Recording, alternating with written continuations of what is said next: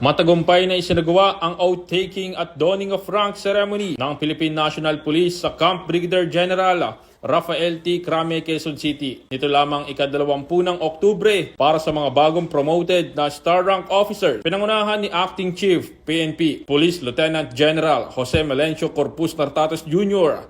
ang panunumpa sa tungkulin at paggawad ng bagong ranggo kasama ang command group, pamilya at mga kapwa-opisyal. Dalawa ang na-promote sa 2-star rank bilang Police Major General, sina Police Major General Wilson Joseph F. Lopez at Police Major General Maria Leonora C. Camarao. 15 opisyal naman ang naitaas sa 1-star rank bilang Police Brigadier General. Tampok sa seremonya ang patuloy na advokasya ng PNP sa profesional na pag-unlad, merito sa promosyon at pagpanday ng literato, kaakibat ng tema Bagong PNP para sa bagong Pilipinas, serbisyong mabilis, tapat at nararamdaman.